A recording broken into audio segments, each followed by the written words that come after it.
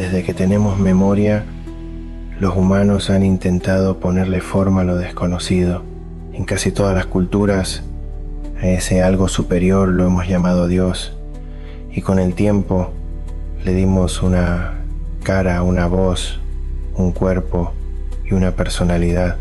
Lo curioso es que en la mayoría de los casos esa imagen se parece mucho a nosotros mismos. Dios es representado a menudo como un hombre mayor, blanco, con barba larga, sentado en las nubes.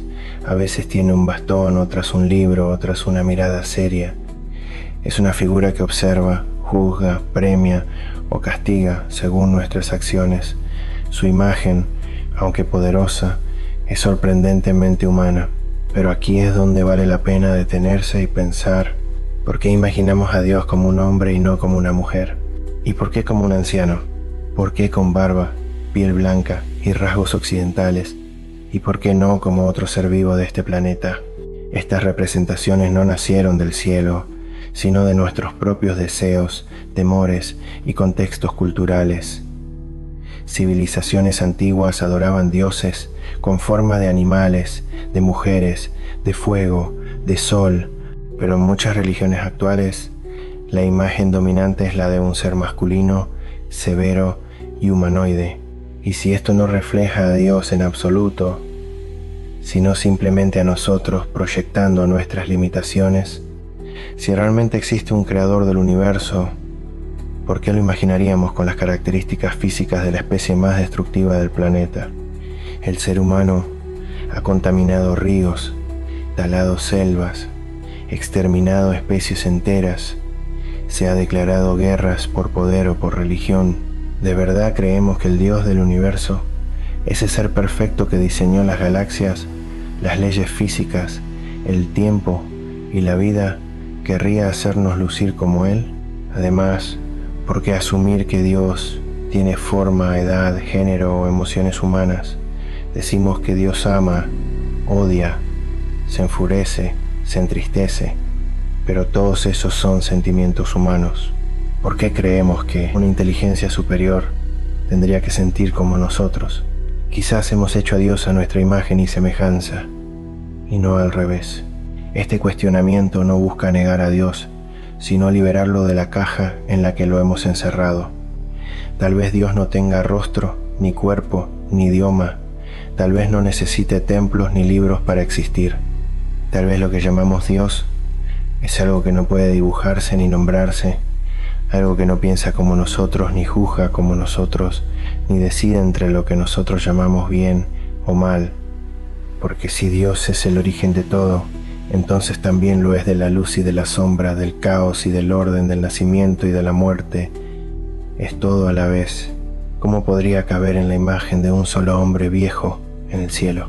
Preguntar esto no es falta de fe. Al contrario, es tener el valor de buscar una fe más grande que las imágenes, los cuentos o los dogmas. Dios, si existe, debe ser más vasto que cualquier religión, más complejo que cualquier explicación, más profundo que cualquier palabra. ¿Somos la semejanza de Dios? Uno de los conceptos más repetidos en muchas religiones es que el ser humano fue creado a imagen y semejanza de Dios. Es una idea poderosa. Nos sitúa en un lugar especial, casi sagrado, nos hace sentir elegidos, distintos, superiores al resto de las especies. Pero, ¿merecemos realmente ese lugar?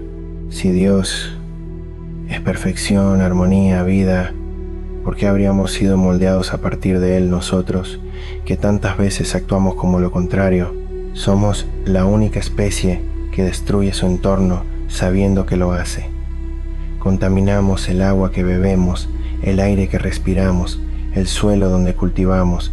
Criamos animales en condiciones inhumanas, no por necesidad sino por comodidad.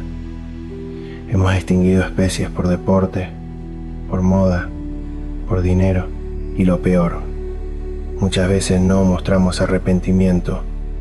Nos entretenemos con la violencia, glorificamos el sufrimiento ajeno. En lugar de proteger a los más vulnerables, los olvidamos. En lugar de unirnos como especie, nos dividimos por fronteras, por razas, por ideologías, por religiones.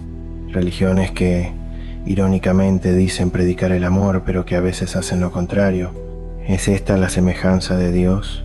Si lo es, entonces ese Dios sería cruel, egoísta y destructivo. Un ser que observa el sufrimiento y no lo detiene, que permite guerras, abusos, hambre, tortura. Un ser que da libre albedrío, pero castiga por usarlo mal, que crea leyes universales, pero nos culpa cuando no las entendemos. Personalmente, si ese fuera el verdadero Dios, preferiría ser ateo. Pero quizás el problema no es Dios, sino la interpretación que hemos hecho de Él. Tal vez la frase "a su imagen y semejanza" no se refiere a nuestro cuerpo ni a nuestras emociones humanas, sino a algo más profundo, la chispa de creación que llevamos dentro, la capacidad de imaginar, de amar, de transformar, de evolucionar, la conciencia. Tal vez la verdadera semejanza con Dios no es lo que somos, sino lo que podemos llegar a ser. Porque si miramos nuestra historia con honestidad, no somos los héroes del planeta, somos los más insensatos, los más agresivos, los más invasivos, pero también somos la única especie que puede reflexionar sobre sí misma, la única que puede decir: lo que hicimos está mal, podemos cambiar. Y quizás esa es la parte divina que llevamos, la posibilidad de corregir el rumbo. No somos la especie elegida, somos la especie consciente, y con la conciencia viene la responsabilidad.